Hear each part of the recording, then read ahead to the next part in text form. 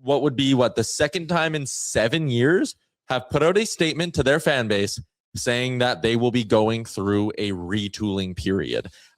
Basically saying everyone's for sale. Liam, Chris Jury puts it out. I mean, the obvious name here is Panarin. I saw Friedman has an article out.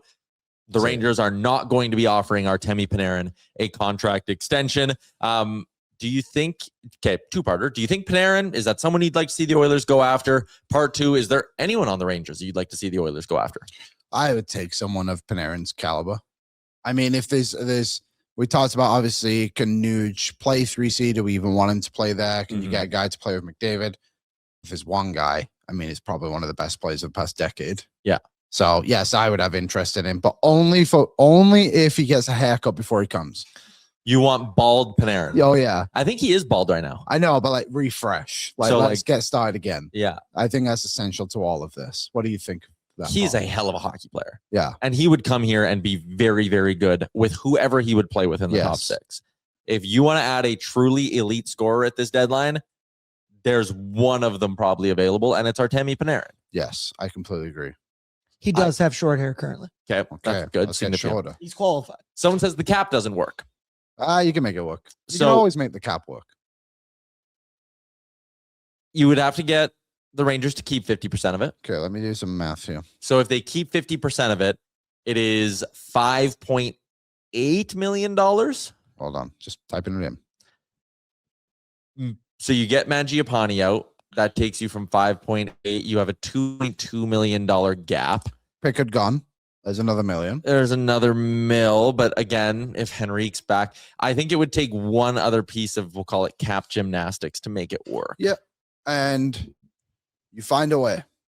Maybe someone's on LTIR for the rest of it. Maybe Henrique can't come back until the playoffs. Mm-hmm. And I know, whatever, there's the other stuff part of that, but I'm sure it would still work. Right? I would think. Yeah, you'd think. Yeah. You gotta, if you have Panarin in the palm of your hands, you cannot let him slip and go to Colorado, who will figure it out, and Vegas, who will figure it out. And I believe the Oilers are more than capable of figuring out that kind of stuff. Mm-hmm. But they're like, yeah, you can have him more tame 50%. You just have to make the money work. Then you make the money work. Even if it takes Mark, for example, out the door, who has been playing well, and I like what he's bringing, but 1.4 million. I think the only way it works is if you find a taker for Henrique. Okay. And you have to get him to agree. Yep. And that's easier said than done, as me just being like, yep. But that's something you would have to figure out. Try to do. Yeah. Is there anyone else on the Rangers you would have any interest in? That's kind of what someone said. Braden Schneider on the blue line. I don't know. I don't know either. I think he's good. 24 years old, right shot, would fit. I'm not saying he wouldn't fit. I think that's maybe a summertime thing. If you're going to spend assets at the deadline, do you maybe go get a vet before you go get Braden Schneider? I love the player. I think he's going to be really good. He'd cost a lot, though. I don't think you have enough to do Schneider and go get help in your forward group, though, would be my thing. I wonder, just because they've had interest in bigger players, and by bigger, I mean taller. They've shown some interest in Susie before. Yeah. He was going to would have to be there. He's 3.25. He's the left shot. Yeah, but they've also shown interest already in Stanley, and he's a left shot. I don't know. I think they're comfortable having Wallman or Stasny play on their offside. Yeah, and that's fair. They could be. Yeah. Susie would probably come in and be an everyday player. Someone said Susie is ass. I think he might be ass, but I think one thing to consider about ass is bad team.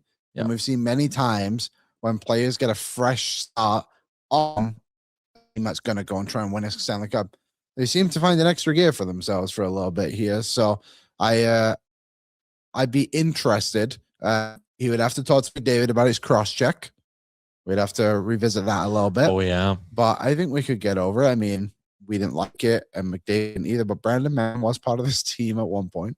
Other than that, I don't know if there's many other guys that would be available to. I know they said everyone's available, but I like Will Cooley. They're not trading Will Cooley. No. What about would you have any interest in Taylor Raddysh? 7 even strength, or 7 goals this year, 1 shorty, 6 even strength. So he's scoring at a 13-goal pace, 1.5 million. I don't think he gives them what they are looking for in the bottom 6 per se. He's the only other guy who like even mildly was like, oh, he's cheap. Matt Rempe. God, this fan base would love Matt Rempe. They would. I just don't think he's that good of a player. I think he's got a lot better, though, to his credit. I don't think he would be something we'd look at either. I don't think Taylor Raddysh would be the guy for me, as Hurting Albertan says, to pass on Raddysh. Yeah. For not even anything that he's doing or not doing right now, but just the fact that like the statement came out, or the report, I guess, not statement, that the Oilers want to find bottom six, a player that play in the bottom six and knows they're a bottom six player.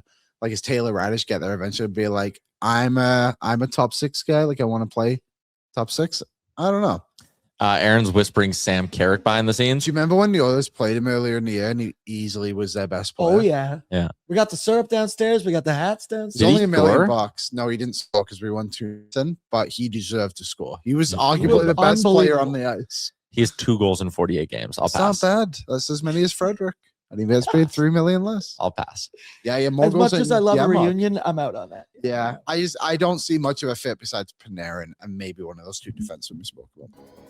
What's up, Nation citizens? If you enjoyed today's episode of Oilers Nation Everyday, make sure you hit the subscribe button here on our YouTube to not miss any of our content. We got you covered, from interviews, insight, analysis, everything you need to stay up to date on everything around the team. Hit that subscribe button so you don't miss a video.